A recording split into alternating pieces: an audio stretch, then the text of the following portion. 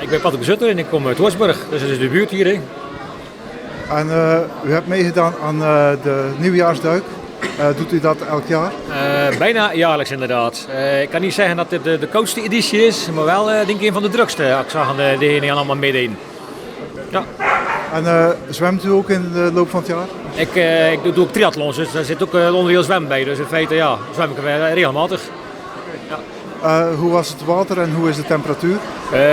Ja, zo raar zijn dat ik zou zeggen, het is warm, maar ik vond het koud. Vooral in het begin, maar als je eenmaal even ingegaan bent en de buitentemperatuur was gewoon lekker. Dus, ja. Wel, ik wou wel een paar jaar een keer een nieuwjaarsduik doen en we zaten dit jaar in Knokke. En ik had gelezen dat hier in Katzand een nieuwjaarsduik was en daarmee zijn we tot hier gekomen. En we doen dat wel graag, hè. Zo'n koude duik, dus dat is wel leuk. Hadden jullie al vaker gedoken? Nee, dit was eigenlijk de eerste keer dat we dat deden. Ja. En hoe is het bevallen?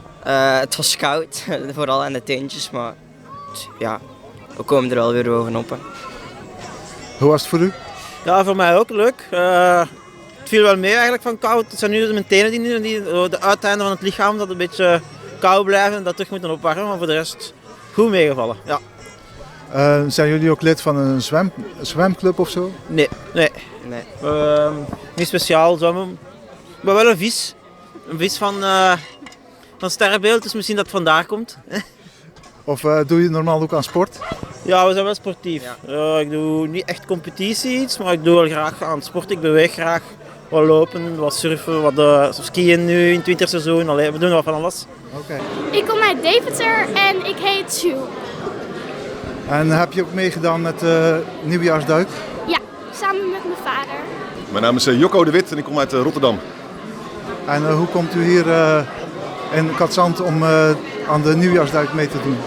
Mijn schoonfamilie heeft hier al 35 jaar een huisje, dus we wisten dat hier nieuwjaarsdag dit was. En dit jaar hebben we een keer hier gevierd en besloten om mee te doen.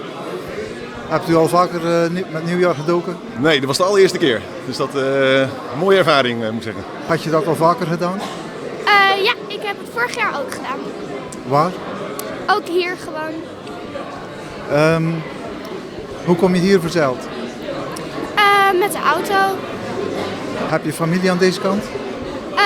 Nee, we zijn hier een paar weken, een paar dagen op vakantie. En hoe was het water? Heel erg koud.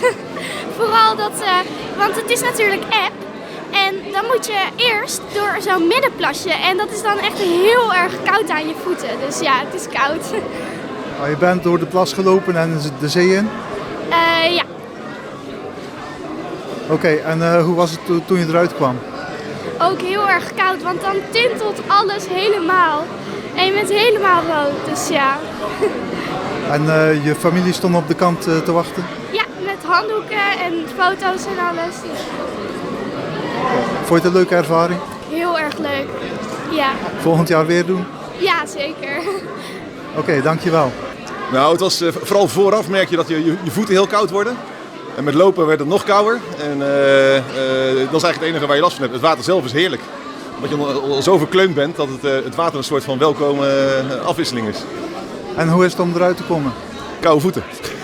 Vooral koude voeten. De rest gaat echt prima. Dus en die voeten is nog steeds zo. Dus die zijn heel koud. Oké.